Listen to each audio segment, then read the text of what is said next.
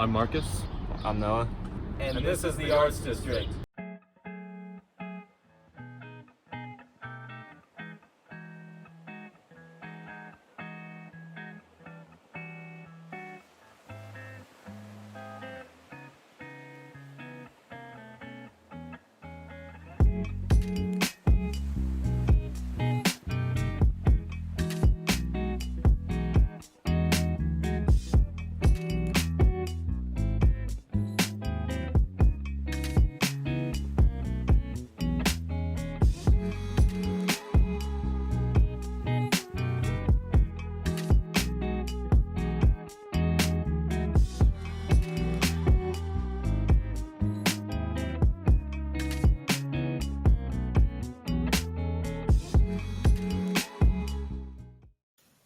By World War II, the citrus groves native to California were being replaced by factories, and the freight rail business was giving way to the trucking industry.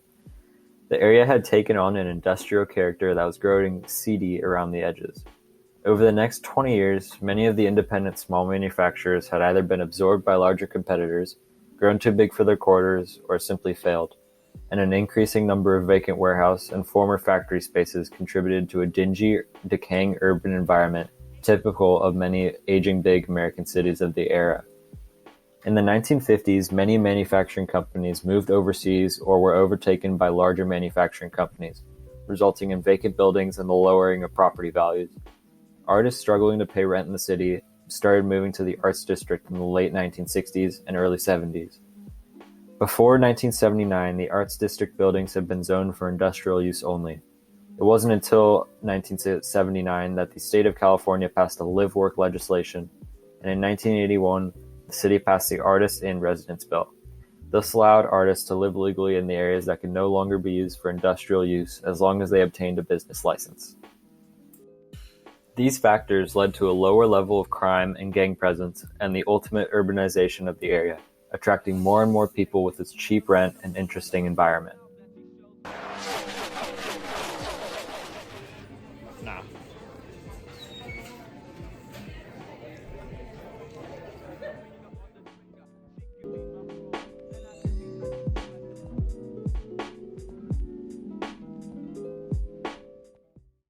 Microphone.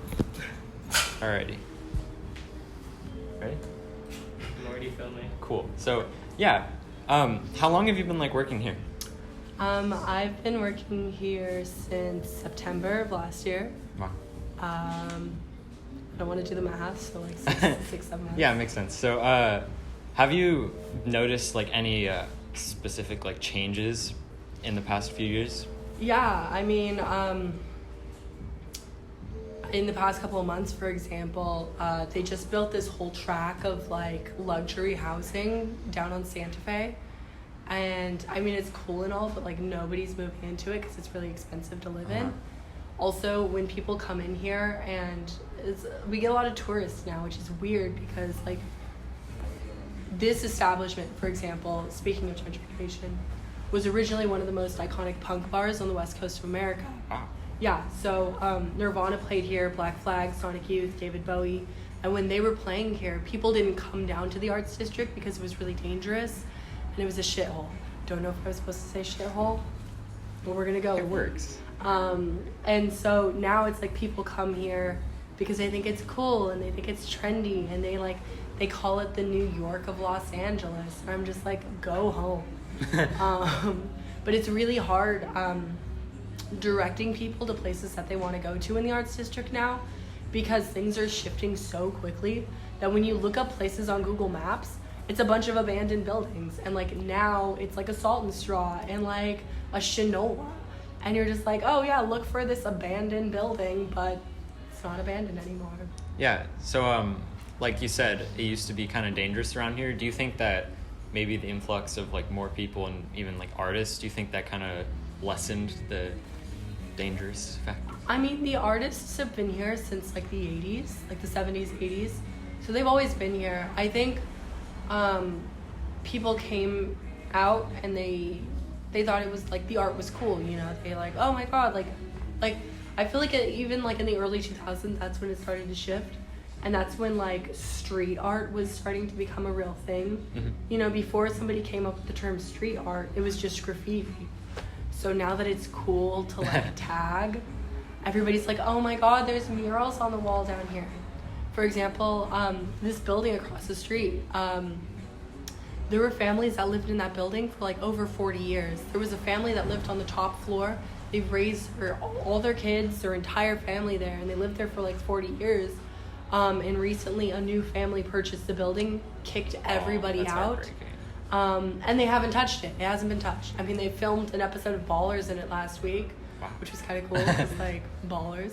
But other than that, it's been vacant, which is like, it's a complete waste. Do you think like similar things to that are happening on like a bigger scale in like the entirety of the area? Or? Oh, of course. Like I said, coming from Highland Park is like one of the most gentrified populations in Los Angeles right now. But because it's such a small area, it's branching out to, right now it's going into Boyle Heights and Lincoln Heights. Those are going to be the next two like ultra gentrified places. They turned a Burger King into a Starbucks, and you're like, oh, this is the beginning of the end.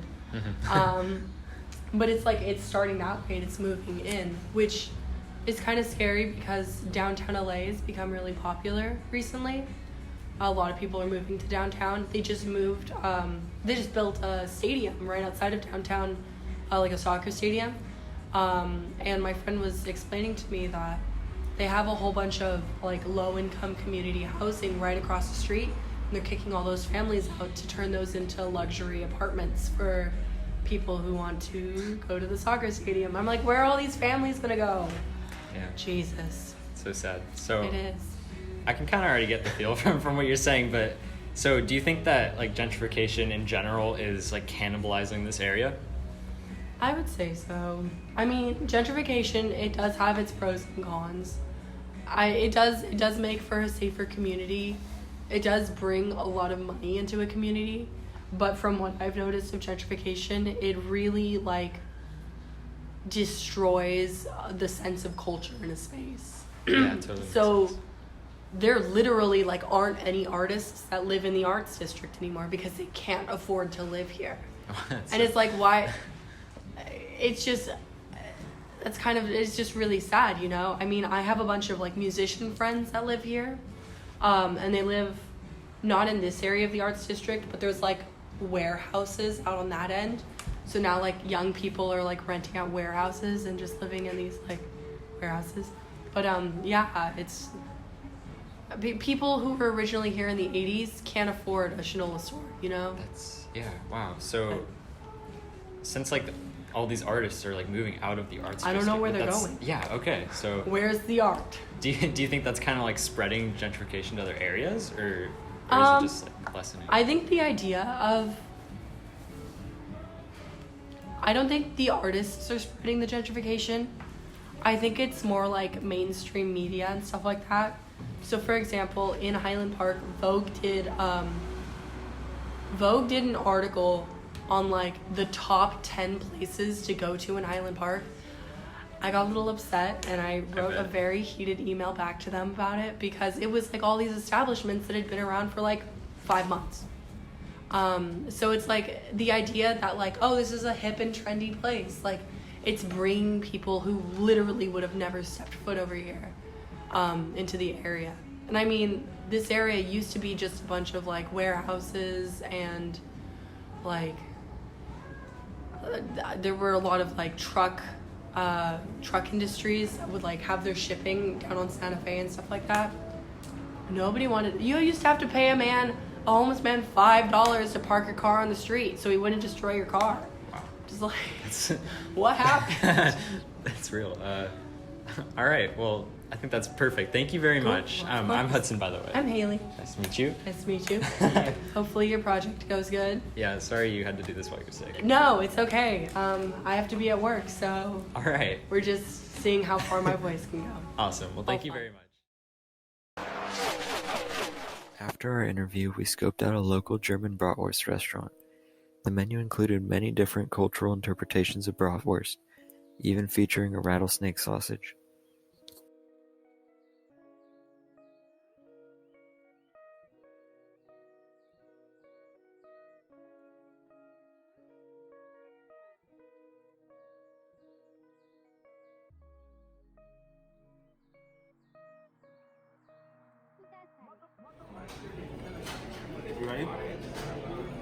This is the rattlesnake.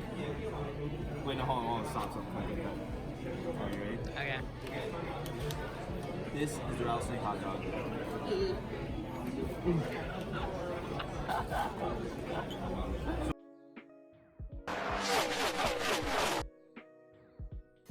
We talked to a local real estate agent about the housing market in the Arts District. He didn't want us to film him, but he basically said that the apartment complex is a renovated building that was built a few decades ago. He mentioned that the people who were purchasing living spaces like these came from all walks of life, and there wasn't a specific group of people buying into these luxury apartments. Over the past few years, the prices have been going up and up because, as we've seen in other examples, when an area becomes somewhat desirable, even the rich are pushed out by the super rich.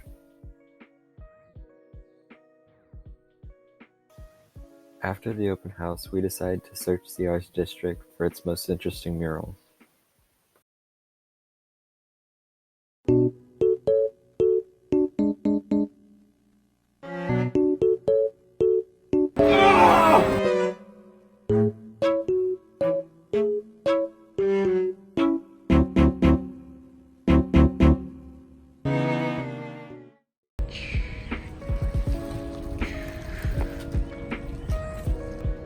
Wow.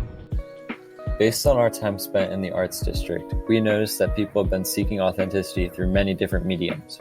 Readily available to us were the multitude of diverse art galleries that popped up along each block and the numerous restaurants that sparked with culinary creativity. In my opinion, the soul of the city is a large assortment of murals and street art that can be found on every corner. These are special because anywhere else, this is considered graffiti, but in the Arts District, expression through art is encouraged. Many of the living spaces in the Arts District are studio apartments/condos that are located above retail stores, as shown in the mixed-use building examples. All right, so what do you got? What do you got right here? This is Uni. He's 3 years old. Watch her behind him. This is Uni. He's 3 years old. Maybe in the backpack's 1.5. Shoot. Girl. Where do you get those backpacks? It's a canine. See the canine on it? That's the brand name. Yeah. Okay. Yeah.